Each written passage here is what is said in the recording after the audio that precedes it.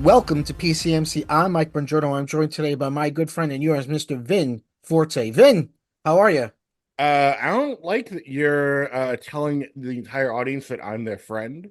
I'm so I don't want sorry. people hitting me up afterwards and asking for money and Slide right into Vin's DMs. They're yeah, open just and willing. yeah, open it. It's Pride Month. I'm open and willing, whatever Just, you want. just somersault right into those DMs and just Yeah. send them all sorts of pics of anything you want, really. Well, don't do that.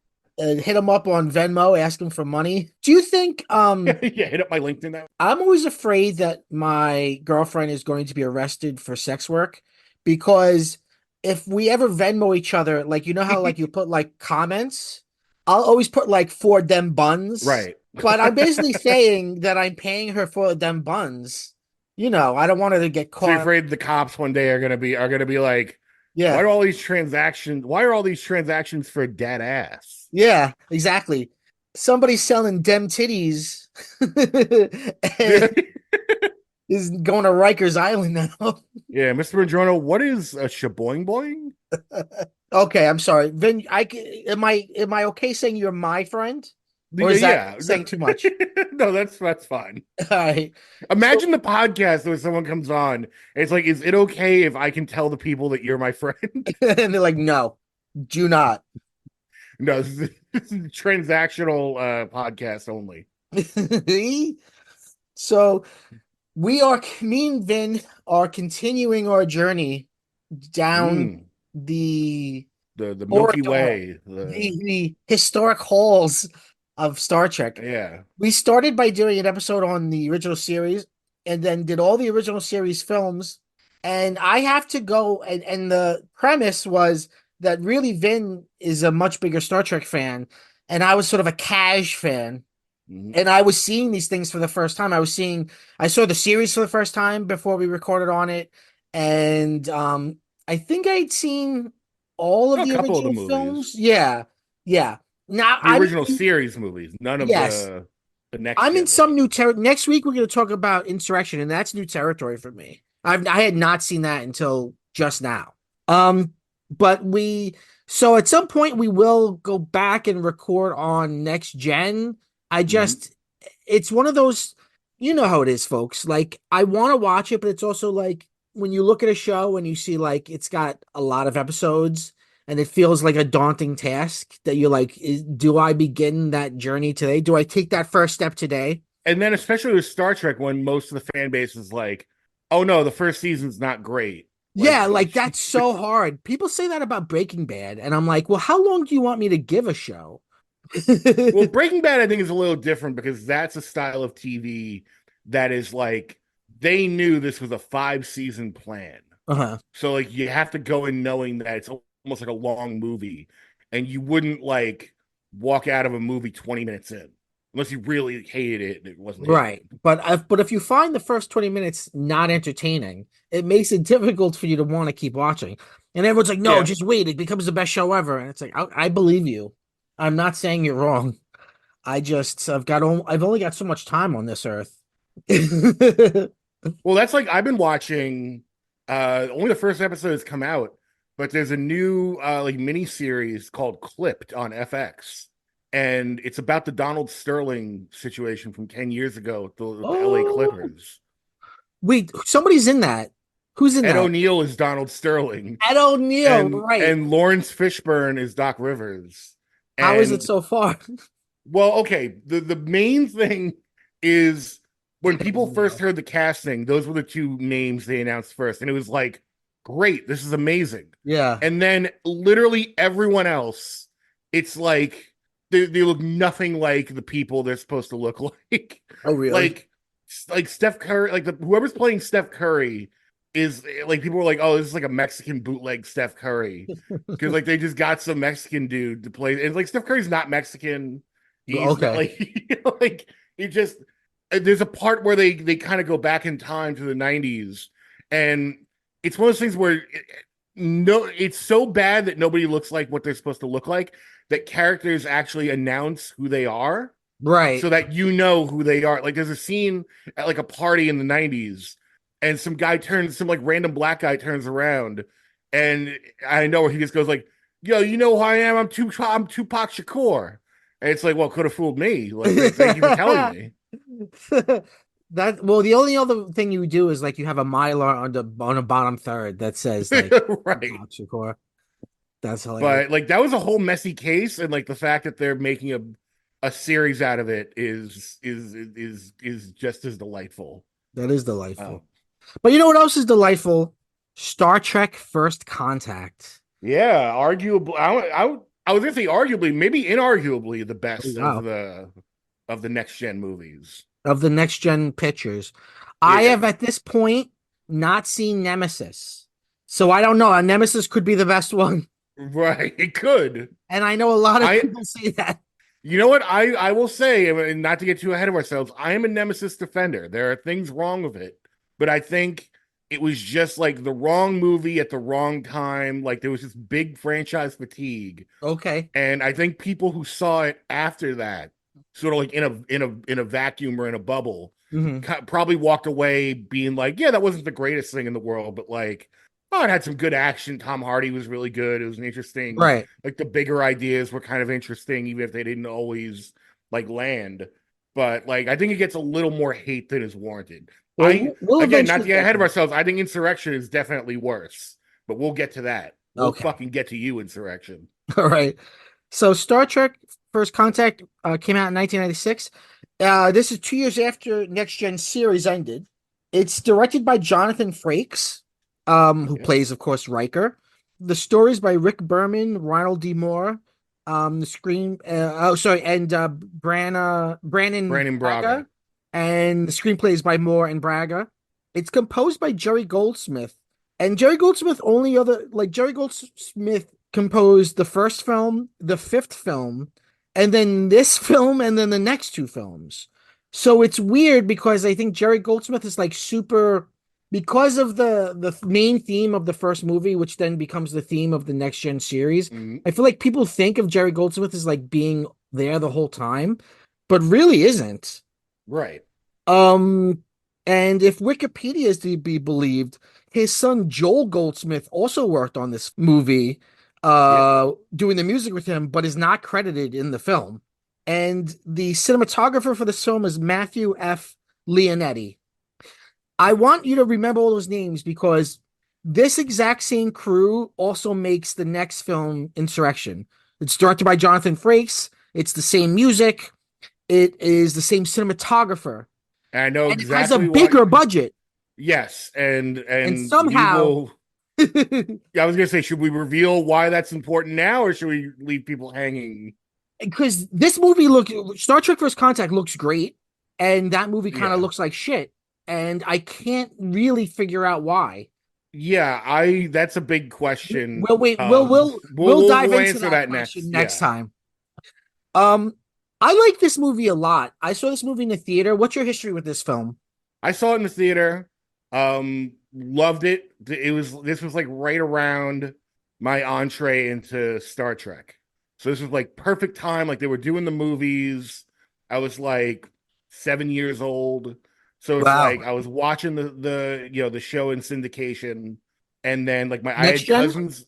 Yes. Okay. And I also and also Voyager had just premiered around this time as well. Hmm. And I was like kind of getting into Deep Space Nine, like because I had cousins who were into Star Trek, so like Yeah, that was sort of my that was like sort of my thing of like, oh, they're cool and they're into this cool thing that I like, so let me get into this cool that's thing as awesome. well.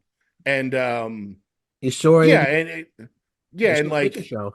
Yeah, and yeah, this was like the first Star Trek movie I saw.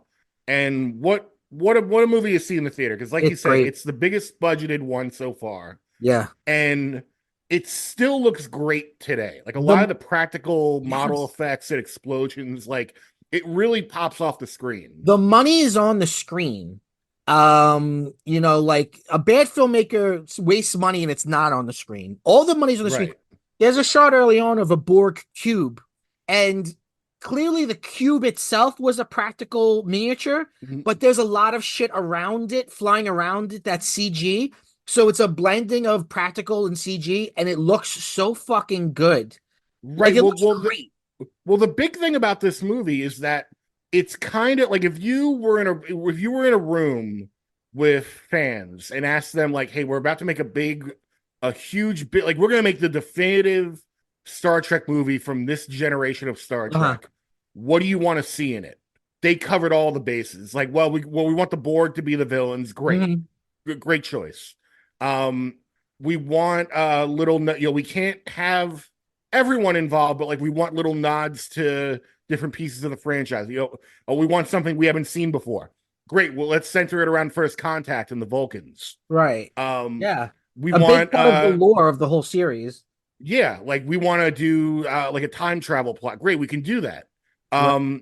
Even like stuff that you may not have picked up on as a casual fan, but like all the like because they do this movie does cameos really well Well, I because know their there's a cameo there I did notice the cameo from I guess the doctor from Voyager.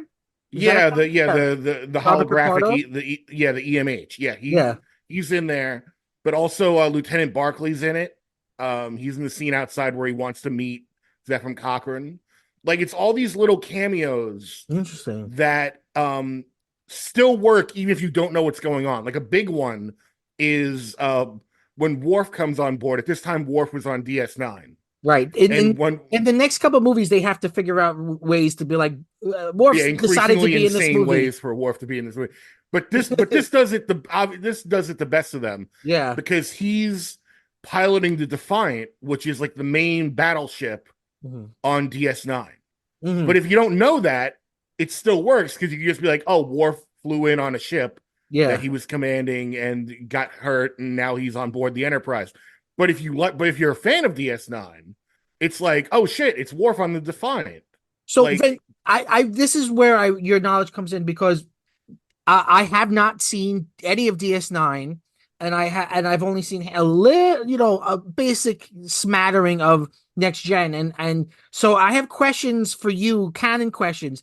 I think yeah, this whole film works entirely on its own. I enjoyed it from top to bottom, but I did have right, some questions that I thought I would pose to you. yeah, Um, so in some ways, this movie is like a sequel to the episode or the two-part episode of the show where Picard is turned into a Borg, right? yeah, Is yeah. that Best of Measure of both a worlds. Man? No, that's best of both worlds. Best of both worlds. Okay. Um, was the Queen character in that show, or is she just? No, they invented her for the movie. She's great. I love. She's one of my favorite Star Trek villains, and she Yeah, is she's great. horny. I'm down for how horny she is. Yeah, she shows back up. They use her in the finale of Voyager as well. That's They awesome. bring her back. But yeah, she's great. The original there was a big debate about the Borg Queen at the time Because it because kind of goes people were against the whole hive idea. right, exactly. It goes against the whole hive, but they were like, well, if it's a hive, you could have a queen. Like a bee, like bees. Yeah. So I think most people are fine with there I being a think Borg it's Queen. good It's like to put a face on it, and I think the she's fact that like the she's seductive Davros. and plays it that way, I think that's the way to have done it. She's like the Davros of the Daleks, right? Like she's the Yeah. Davros of the Borg, and the Borg, I think, owe a healthy debt to the Cybermen from Doctor Who. Right. But I mean, there's a shot in the I think the YouTube channel Corridor Crew. They Yeah. the effect art direct. They actually did the shot from this movie where the Borg Queen's head or like her bust kind of like comes down from the ceiling and then like attaches And to a gets body, it. then she moves over. Yeah. For 1996, that's an incredible shot. And what a wild way to introduce a character. Right, like you're just seeing like right, like we're just gonna show you her head and then plug it into a body, Yeah, which tells you yeah, everything you need to know about the Borg, that they, reuse body parts and modify them, and yeah, this is why they should be frightened. This yeah. is why they're frightening. This movie begins with um Picard, I guess he's having like a nightmare. He's remembering when he was a Borg. Yeah, because throughout the show, like there's hints that he has like real bad PTSD over becoming a Borg, and he can still like kind of sense them. Yes, yes. And then they do a wake up in a dream, but you're still in a dream kind of jump scare where he wakes up, he's like, ah, that was a dream. And then he walks over to his bathroom and he looks in the mirror and then like some mechanical thing like pops out of his cheek. Yeah. And it's a pretty good jump scare to start this movie. Oh yeah, because you're right. They do it really well where the movie opens and you get a flashback kind of Right, like they recreate him in the Borg cube, and you think they're gonna hit you with a gross scare because there's something about to drill into his eye, and then it right. cuts right before that, and you're like, oh, thank God they cut away from that, and then Yeah. then the thing pops out of his face, and it's like, oh shit, Yeah, yeah, yeah. You see it like touch his eye, which alone yeah. freaks you out. Yeah, and for someone who like, if you haven't seen the show, like that's enough that you're like, okay, I get the backstory. Um, let's talk about everybody in this movie. They were movie ready. Everybody's updated. You've Oh, got they look great, yeah. right. Everybody's got these like well, Crusher has blonde hair now, looks great. Jordy doesn't have his visor. They No finally gave visor, him right? Yeah. eyes. They've got these gray vests on. I love the way the bridge looks. It's kind of like rose gold in a way, and like kind Yeah, of it's the got weird new. feng shui. Like it's It's not like the perfectly show everything where is it's super everything is spacious. yeah, everything is like perfectly updated for a movie budget. Right, and they all look like they've been hitting the gym. Oh yeah. Wait, Jonathan Frakes is in good shape. Everybody's like they're ready to make a movie, and I like everything looks good. And then so one of the downfalls of this movie, because there are it's not I like this movie a lot, but it's not perfect. Is it's uneasy attempts to kind of make Picard an action star. Well, okay, so I'm glad you brought that up because Yeah, that is probably, if there's one like major criticism from some fans, yeah, that's it.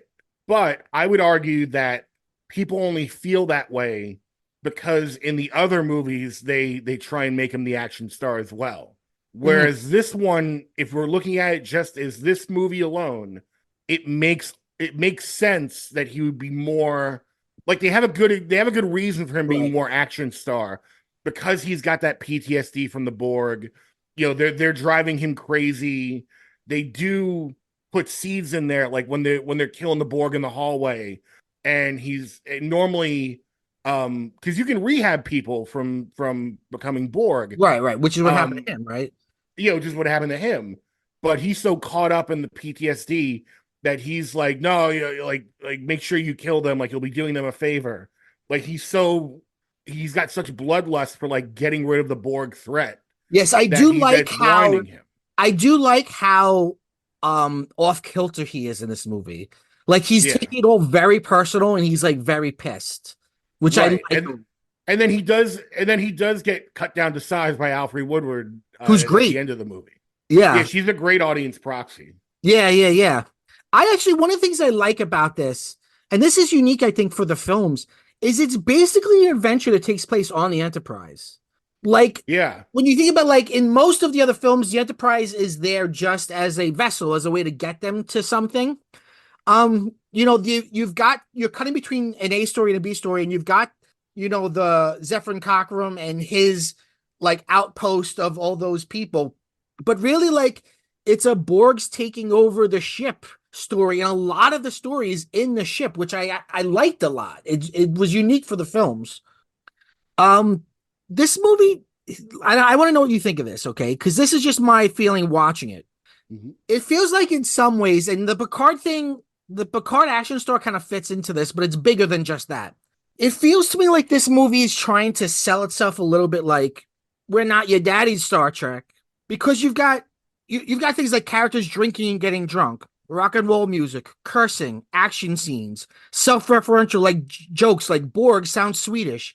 There's a lot of like Data's gonna say a curse word now kind of moments that I'm not saying necessarily bad, but it feels like when it went from TV screen to film screen, they were like, okay, guys, we gotta like this is the 90s. We got to make Star Trek for the Yeah. 90s. Like, put on your sunglasses, drink your Capri Suns. This is going to get extreme. Do you, Well, I think yeah. I guess there's a little of that with the cursing, but I don't know, It like the has a stuff vibe that on. I think, and I don't think it's bad necessarily, but like, there's, No, I think it's a vibe that Star Trek does every once in a while. yeah. It's just if you're again if you're coming into it as a casual fan and all you know are like sort of the big aesthetic tropes of Star Trek, I could see how you would think that. But Mm-hmm. if you look back to like the original series, even to some next gen as well, certainly they did this in the 90s. They did a couple episodes of Voyager like this where they went back in time. Same thing with Deep Space Nine. Like there is a segment of Star Trek that every once in a while we'll go back to the past and sort of play dress up Uh huh. in either our modern times or times before. Like Voyager did a whole episode where they went back to the then present 1995, Mm-hmm. but they were dressed like it was the fucking 80s, like they were in Miami Vice. And it was just like really goofy. That's fun. Um, and like obviously the original series has gone back to like gangster times in like the 1920s. So like it's not unheard of. So then, from your perspective, do you feel like this film is just a perfect translation of the show, or do you feel like there is a difference, like there is an effort in some direction? Well, I think I would stick to the point I had before, where if you asked fans like, what do you want to see in a big budget Star Trek movie? Mhm. It's sort of like, okay, we're going to give you a little of this kind of Star Trek. We're going to give you a little of that kind of Star Trek. And if you had to come up with a way to seamlessly blend it all together, this is like one of the best ways they've been able to do that Mhm. because it all just feels so seamless. Like they came Right. up with the right plot at the right time with the right like beats to make it all happen. And that's why I think like it gets held up so well. Okay. Yeah, and it unlike the previous film generations, it's not sort of riding on the coattails of the previous film series. Like it's this is like No, there's no fully, baton. There's yeah, no like passing the baton. Like this is just full on a next generation story. right. And And what again, like yeah, yeah. no, I What was was he just gonna say saying like I'm sorry, you go on. no, no, no. But I was just gonna say like even something like the holodeck, like they find a way to incorporate Yes, like a that's good true. holodeck moment. Yes, I agree. Yeah.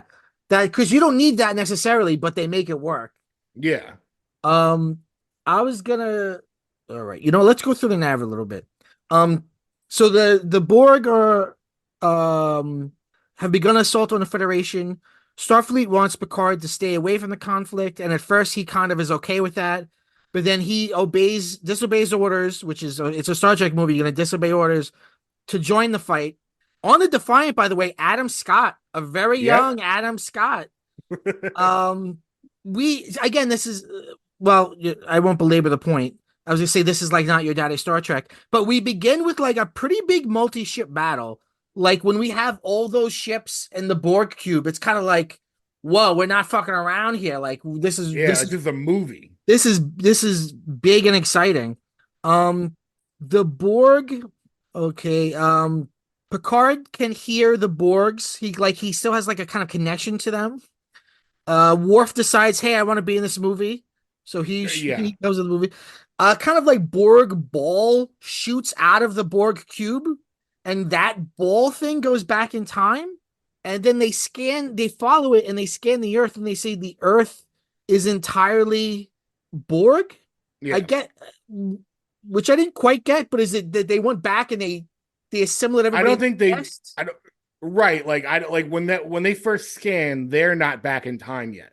Okay, okay. So So they're so scanning the Earth, and they're like, "Oh shit!" that's the Like they effect went that they back, had. and That's why they went back in time. that's why they The followed it. That's Borg, why they continued to follow it back in time, so they could stop them from assimilating Earth. the Borg Queen rented Terminator on VHS, and it was like, oh, that's a Yeah. good idea. So they're like, let's follow them. They've created like an opening, a time portal, whatever. They're like, let's follow them back in time. They go back in time. We meet James Cromwell as Zephyr Cochrane, and he is a wily old drunk. And we meet his friend, partner, possibly lover, Alfred Woodard as Lily. They're in this like outpost in Montana. I'm not totally sure. They say it's 10 years after World War III, and everything's kind of fucked up. But it looks like they're like kind of like a little colony. Yeah. Their clothes are, I can only describe them as old timey futuristic. They're both Yep. futuristic and old timey. Um, James Cromwell, I think, adds such a flavor to this, especially because when you think of James Cromwell, he's an older gent, and you think of him as like a guy with gravitas. Whereas in this movie, he doesn't play that at all. He's so Well, he doesn't even wild. want to. He doesn't want to be Zephyr Cochrane. Like he want Right. because they have to tell him at a certain point, like, listen, you got to continue this space flight because you're going to make first contact with an alien race. And he's like, well, I'm just a drunk. I don't want to do this. Right. The Borg want to stop the first contact, our first contact, Earth's first contact between humans and Vulcans. Mhm. Before this, remind me, before this film came out, was it always canon that first contact was with Vulcans? I don't think so. Okay. This definitely like solidified it because they use that moment several times in Enterprise Yeah. and then in like later in later like canon stuff too. Like they refer back to that moment. There's an episode of Lower Decks where they go to like a Zephyr Cochrane museum slash theme park where like you could go on like a fake ride of his rocket. It's pretty fun. Um, Well, my favorite twist on that is in Enterprise, they do a mirrored universe episode where they show that clip from the end of the movie where the spaceship comes down and the yeah, Vulcans come out and and see at the end of this movie is they do the Vulcan salute yeah. and Zephyr Cochrane like doesn't really know what to do, so he just puts out He's one of those people whose he fingers can't do it. yeah, so he like kind of puts his hand by his side and then he pulls his hand out and just gives him a handshake. But in this mirror universe episode, they make it so he doesn't know how to do it, so he puts his hand in his pocket and then he pulls out a gun and shoots the Vulcans. And then like bum rushes the ship and they steal it. Did they get James Cromwell for this? Or No, they just used editing to it's just that Conan O'Brien, oh, he's got a gun. No. the dog. Yeah.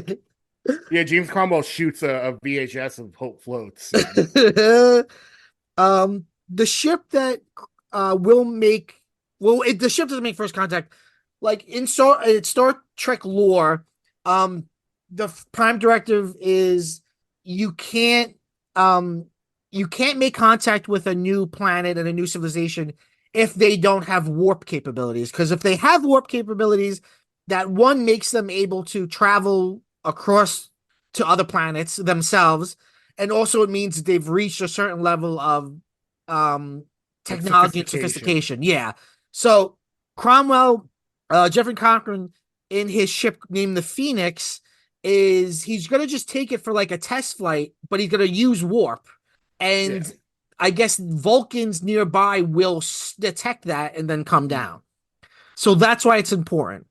And it's his ship was a nuclear like missile that he turned into a ship, which I think is a cool thing.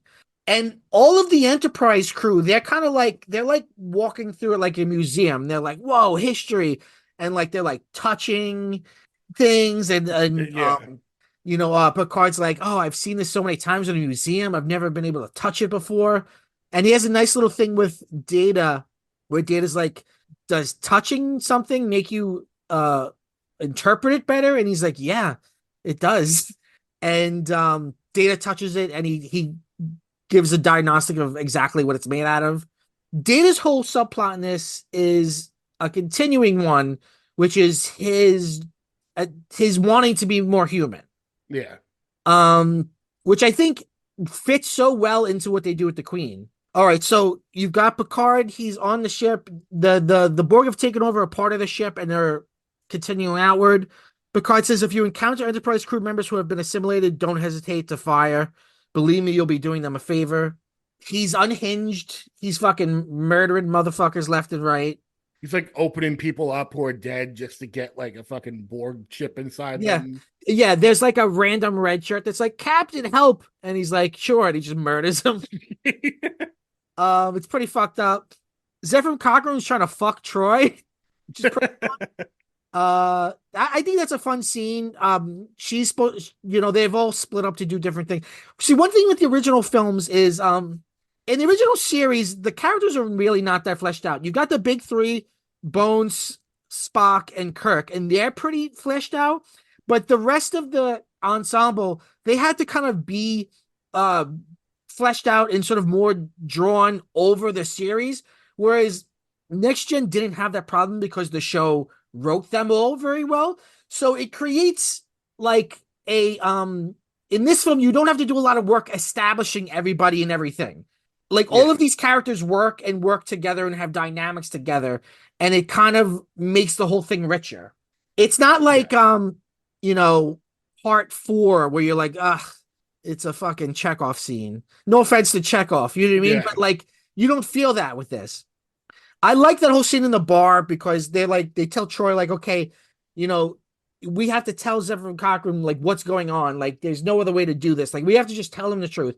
And she's in the bar with him, and Riker comes in and she's like drunk, and she's like, I've been trying to I've spent the last hour trying to keep his hands off of me. Problematic. Cancel Zephyr Cochrane. But it's pretty fun. It's pretty funny. Um, we've got Lily, who's like the Alfred Woodard's character. She was beamed onto the ship and was in sick bay with Crusher, and they had to escape from some Borg, but she kind of veers off on her own and finds the captain. Data is captured, which starts his whole story with the Borg Queen. Lily reaches Picard. One big failure of the production design are those big Borg sort of static electricity panels that you see. Like there's one behind Data. Yeah. It looks like the big green thing. I know yeah, they it look looks like the things that you put your finger on and like the electricity. It right. looks like one of those '90s toys. Yeah, it looks like they ran out of money and they were like, "Oh shit, let's just take over the Spencer's gifts for the rest of this movie." Um, Riker, Troy, and Geordi explain the importance of first contact to Zephyr. This is a moment that I could see people hating, but I actually liked. There's a titular moment that nobody asked for, where Zephyr Cobram says to them, "So you guys are all They're on some kind of astronauts Star Trek. and all on some kind of Star Trek." I don't hate it. I don't hate it. How do you feel about it? I don't hate it either because Come I on. mean they are on a Star Trek. Yeah, it's not such a huge jump. Like that's a trick you can only pull once, and And they this is did it. it. This is Yeah. it. Yeah, I don't hate it. This movie has a lot of trailer moments. Um, and that's not necessarily a problem with this movie. That's indicative of the 1990s. In the 1990s, it was a big producer thing, a big screenwriter edict that your movie has to have trailer moments. And those moments could be things like explosions. They could be things like a funny joke or a wink or whatever. So like that's definitely like a trailer moment. Um, let's see. Picard sort of shows Lily that they're not on Earth, and he shows her like the for lack of a better word, window.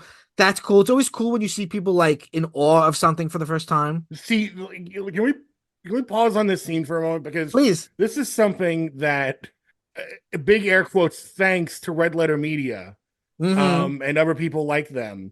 And look, I think those reviews are funny, but a lot of people don't.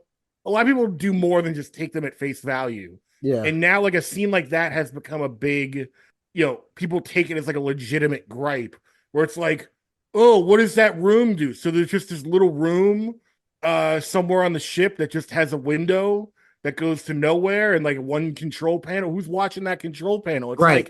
like this is the kind of stuff in movies that people complain about that drives me mad. Right. Because it's like that's not the point of that scene.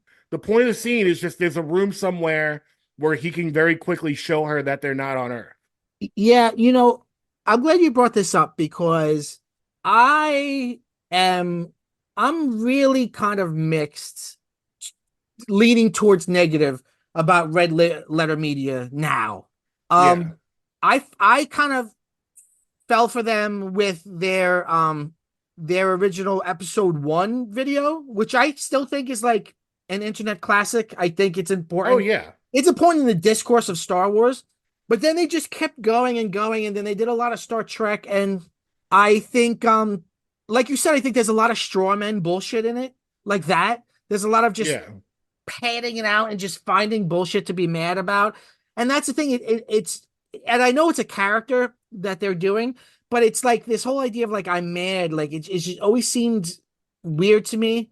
And then also like a lot of YouTubers, like as they kept making more essays, their like narrative portions got bigger and bigger. So like I don't remember which one it was, if it was a Star Wars or a Star Trek, but like one of them had like a subplot about like Mr. Plinkett, the narrator, kidnaps a woman, Yeah. and it's like, what the fuck is this? And now they don't really do Plinkett anymore, but they still do a lot of stuff. Like they do Half in the Bag, and I don't know. I find a lot of it reductive. Yeah, it got very reductive. And a lot of that stuff, I don't even want to blame it on them per se, because again, like if you're watching that stuff in the right mindset, like it's funny because they're overanalyzing. Right. And like But that's where the are they making that joke, or are we finding it funny because they're overanalyzing it? I think, well, again, that's the point I was kind of getting to, where Yeah. like we can watch it back now and be like, oh, this is funny because they're hyper nerds that are like analyzing, oh, why would they, oh, the Enterprise is the only ship in range. Well, I happen to know that if you mapped out the galaxy and went this far, like there should be other ships floating around here. It's like that's, but there are going to be other people that watch that same scene and be like, yeah, they're right. That is a stupid thing. Yeah. And it's like, but you didn't think it was a stupid thing before they pointed it out, Right. which is the whole point. Because when you're watching a movie, like you're caught, if the movie's That's doing its just job, you're movies. caught up in it. That's just movies. I mean, like to me, the best example is and this is from the comedian Dana Gould, and he says like, Jaws is a perfect movie, but where's the Coast Guard? Right. But who cares? Like, why pull at that thread? Yeah. Jaws is a perfect movie. Who cares where the Coast Guard is? Like, you know what I mean? Like, who gives a shit? Right. Yeah, like Right. this scene is for Picard to tell Lily, all right, let's get you up to date. I'm from the future. I'm not part of some faction because originally she thinks he's like part of some faction that they're Terrorist warring faction. against. Yeah. Yeah, you're not on Earth anymore. You're on a spaceship. Look at Earth, and it's all cool. She's a really great audience proxy. Yeah. And then Um, like and there's the great scene not long after where he doesn't want to blow up the ship, yes, even though that's the easiest, that's the thing that needs to happen. yeah, And she's like, Jean-Luc, blow up the damn ship. And he's like, no, yeah. no. And he like He breaks his breaks the toys. fucking yeah, he's like, you broke your toys. That's a He's cool like, moment oh, too because Picard's obviously wrong and he's being emotional, right. and the rest of the crew is like they don't really fight him on it. Well, they fight him a little bit, but then But they they're like, well, stop. you're still the captain. Like, Yeah, and then Crusher says like once he's decided something, it's hard to change his mind. And then Alfred Wood's like, nah, I'm not having that. And she just walks in there and she fucking yeah. gives him the business, And then and she that's when he gets makes to the him. turn. Yeah, and they talk about Moby Dick, which is something that comes up a lot in Star Mhm. Trek, because she Yeah. refers to him as Captain Ahab, which I think is makes sense in this movie. Mhm. He's got an irrational like hate. It's similar to the way um Kirk felt about Klingons after they kill his son. Like an Yes. irrational hate where like none of his diplomatic abilities or intellect comes into play with when he's dealing with them. Which is why they're such a good villain. Mhm. Um let's see. They see the holodeck and they're like, let's go have a little holodeck adventure. Picard this Picard Picard's like, I need a weapon. I know, we'll do a holodeck film noir where I'll get a Tommy gun Yeah. and I'll turn off the switch in the holodeck that makes things fake, I guess. And the Tommy gun will really kill you with real Tommy gun bullets. All right, sure. And but it's Yeah. Again, ridiculous. He gets the that's another great beat where it's like we were saying before. Do you need a holodeck scene in the movie for it to no. work? No, but like they found a really good way to do it. And It's again, fun as hell. Never seen is that people pick apart and go, oh, well, usually you wear clothes before you get in the holodeck. So like, did they just project clothes over them? Like, yeah, they did. Yeah, who Whatever. gives a shit? Who they did, yeah.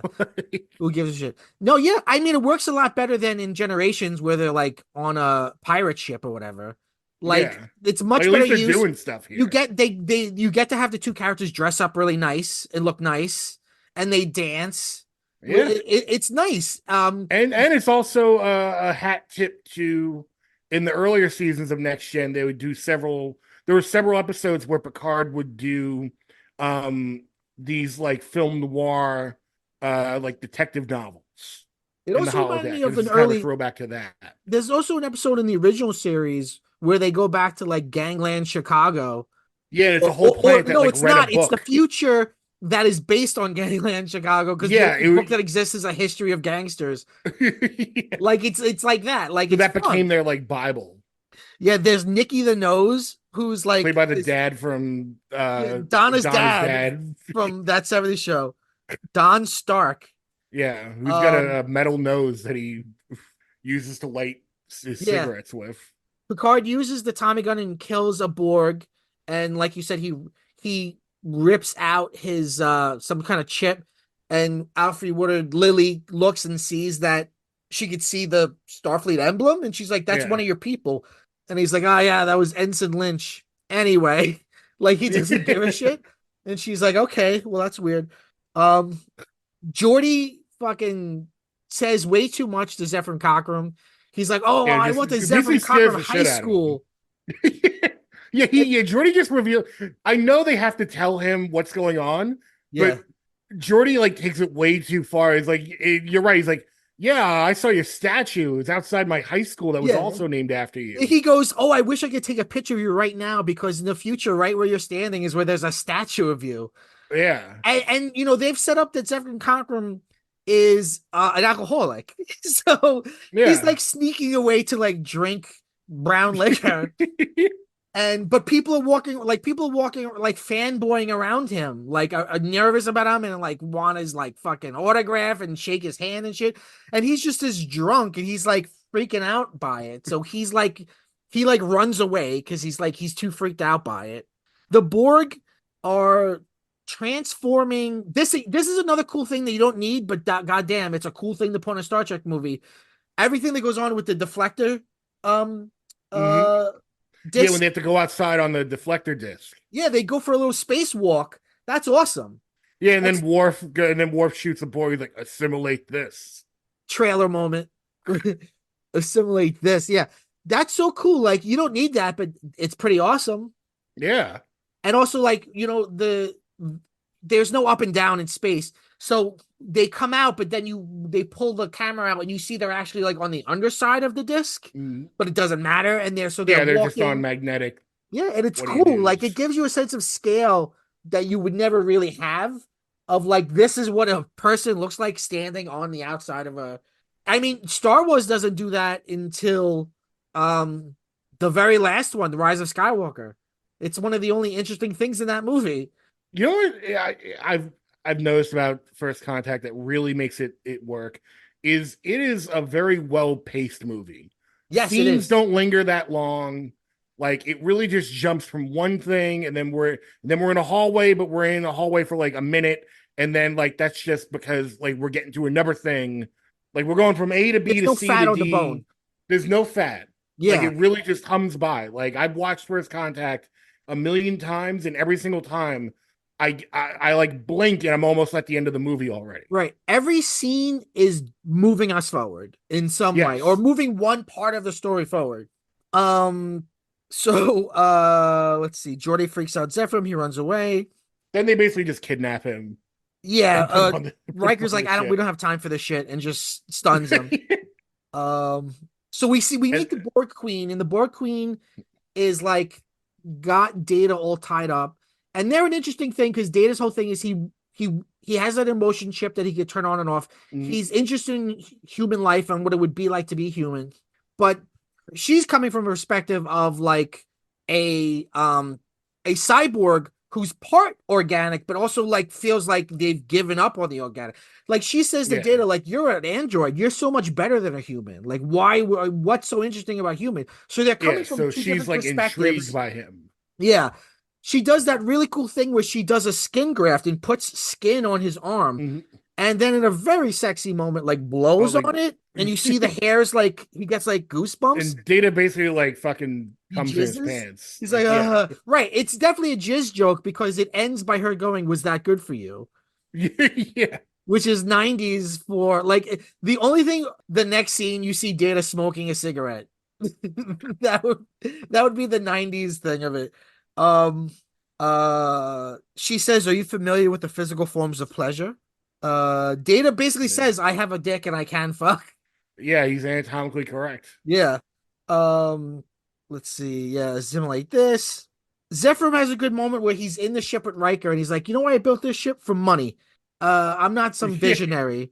And then Riker says, a great old quote, "Don't try to be a great man, just be a man and let history decide the rest."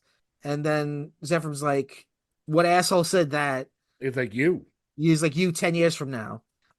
Which is it's cool because when they go up into space and Zephram sees Earth, you see the moment where he changes. Like Yeah. he does, organically become the person that they think he is, but that's not his intention. Let's see, Worf and Crusher try to get Picard to suffer some script. Okay, we do that already. Um, but this movie is the first time I ever heard the song "Magic Carpet Ride" by Steppenwolf. Oh, really? Yeah. And I will always think of this movie when I think of that song. That's funny. That's like you would you may know immediately what movie, but you know what movie I associate Paul Simon's Kodachrome with? Uh, uh, uh, Coneheads? Yes. Absolutely. Absolutely, I do. Me too. Because again, I like I was young. It was like the right age, seeing the movie and just being like, "Oh, this is a really good song." Now I, I'm never gonna not think of like fucking yeah. I also the associate the song that Coneheads. they're singing in the car. What's the song they're singing in the car? I want to, run away. Is that what they're singing? Oh, yeah. Why am I blanking on His the? daughter's like in the back with her friends and he's driving them. It's a song by Soft Cell. Uh, I want to run away in the arms of me. Why am I blanking on the fucking name? I don't know. Give me. I'm wondering if I have the right song though. Now that I'm thinking about it. No, you do, because like it reminded me like that's One definitely day it. we'll do a Coneheads episode. Yes, one day. Tainted Love. That's what Tainted I was Love. thinking. Yes. Yes. Yes. Anyway, at one point, before Lily convinces Picard that the right thing to do is to leave and self-destruct the ship, uh, Worf is like, "This is a bad idea," and he's like, he basically calls Worf a coward, and that's Yeah, and when then Worf, yeah, yeah, well, it was like if you were any other man, I would kill you where you stand. Like yeah. then he Uh, does the thing with Lily, and then he comes back and he apologizes to right. Worf. They're gonna all leave, but before Picard gets on an escape pod, he hears Data calling to him. So Mm. he's like, "I'm gonna go save Data." So he goes and he finds where Data is. Data now has like half a human, half like a flesh face. Yeah. And I guess Data's playing like he's going along with her, but he's conning her because he's Yeah, kind of yeah, there's a part where Picard thinks he's going along with it, and then like Data shoots him a look where it's like, oh, he knows. right. Um, Picard remembers the Queen and that she wanted him to be like the king with her, I guess it's retconning what happened in the show. Um, but he says like you didn't want another drone. You wanted my mind. You wanted me to help you bridge the gulf between human and cyborg. And now you're taking Data for that. Picard says he'll give himself up if she lets Data go. Um, we're cutting back and forth. The Phoenix goes up, does warp speed. Uh, Data betrays the Queen by purposefully miscalculating shooting the Phoenix because she tells Data Mhm. like shoot down the Phoenix. I forget how this works, but like they're in engineering and there are these big like glass things that if you break them, Yeah, the there's like plasma coolant tanks where like you break it'll kill them anything that's flesh, basically. organic. Yeah. Yeah. Um, this is where Picard as action hero John McClane is a little too much because he's got on like a t-shirt, so he feels like John McClane, and he's like Right. he He's like, jumps up to yeah, not he's doing die. the monkey bars kind of thing. Yeah, he's swinging around. It's a bit much going on. And then the ultimate thing that people get pissed at is when they come back down, all the organic matter is gone. That just leaves the metal Borg Queen like head and neck, Yeah, and he picks it up and just snaps her fucking neck. I'm for it. I'm I'm for it. for it as well. It doesn't bother me, but I know some people are like, Eh. Picard would never do that. It's like, well, he did it. Yeah, So what it do you doesn't know? mean anything really because she doesn't exist. She's part of the collective. So it's not like Right. he really kills her by doing that. You could also argue that she's already kind of dead. He just sort of turns her off for good. I don't mind that moment. I also think that Yeah, looks really cool. The CGI of it does. her face melting is cool, and then the practical effect of just the like the silver spine, like Hmm. that looks really cool. Um, so the day is saved on the ship. Zephyr Copper comes down. The Vulcan ship comes down. It's this big, majestic science fiction moment. Zephyr Copper, before he walks to the Vulcans to greet them, he holds Lily's hand, which is a nice little moment. They do live long and prosper. He can't really do it, which is I think is a funny meta thing because there are some people that just their anatomy, it's hard for them to do it. Yeah. Um, Picard kisses Lily on the cheek. We'll get into this in the next episode too. Why both of these movies flirt with the idea of Picard having a love interest the way they would always do with Kirk, Mhm. but then don't ever really do it. He kisses Lily on the cheek, which is like, okay, I guess. It's a weird vibe. And then it ends Well, I with think that's Zephyr. more him being like more genuinely than I don't think he ever Well, you're true, but in had the a thing next for movie, Lily. Insurrection, Well, yeah, the next movie that's a it's whole different. egregious because he's supposed to be Yeah. having a relationship with In the her and next they movie, never he's kiss. literally at the end of the next movie. Not to jump ahead to the very end of the next movie, but there's a part where he's like, "I've got 8 weeks of shore leave coming up." And it's like, what are you doing? Right. What Like are you at least doing? kiss them. But why won't they let them kiss? I mean, Kirk kissed everybody. It's weirdly chaste, these movies. Yeah, Um it ends with Zephyr Cobram doing shots with fucking Vulcans, which is yeah, that's fun. fun. We haven't talked yet. The score is really good. Like not the Jerry Goldsmith Star Trek quote unquote theme, but the score to this particular movie I think is really really good. Hmm. Right? It's got a sort of like it's got a nice, I don't know how to put it. I'm not a good music guy. You're a more music person than me in terms of It's very being critical. adventurous. It's adventurous, but it's like it's got a warm kind of like wholesome feeling to it. It's good. It's like a good like emotional theme, I guess. Yeah, Um, and that's First Contact, a good movie. One of the good ones. One of the good ones. yeah, Definitely one of the better best ones, I than would say. definitely better than the worst of the original cast movies. It's definitely better than like Search for Spock, Oh for yeah, sure. It's definitely like top top five of all Star Trek movies. yeah. I would even say top three Top if you had three. to. Okay. Okay. Because All again, right. like that's the one where like if you had one next generation movie and one shot to do it, like this is the one, and they did it and they knocked it out of the park. Is there anything that you wish was in this movie or wasn't in this movie? Uh, no. Again, like, and It maybe doesn't. this is just it just does the thing. It set out to do something. It was a good idea for a story. Again, the pacing, I'm a sucker for good pacing. Sure, So yeah. if they so like the fact that they made everything work and there was nothing that like lagged behind at all, Hmm. like that makes it, for me, that's a great sign, because I'm no longer like sitting around wondering like, oh well, there was that one scene where they could have been doing something else. Like, no, it doesn't give me that feeling of wondering what they could have done, It's because they propulsive. did everything that I wanted them to do. It's almost like a maybe this is an overstatement. It's almost like the J.J. Abrams Star Trek movies. Like it just go like there's constant movement. It's constantly like we're going to the net. We're running. We're going. Like the Yeah. story, like it's not stopping necessarily, but it doesn't. But it's not a dumb movie by any means. No. No, we'll Uh, get to some of the dumb movies. yes. Well, next week we're going to talk about the next movie in the series, Star Trek Insurrection. Vin, thank you so much for being here. Thank you for talking about Star Trek with Yeah. me. I hope you live long and prosper. We end every episode by saying, Well, bye bye.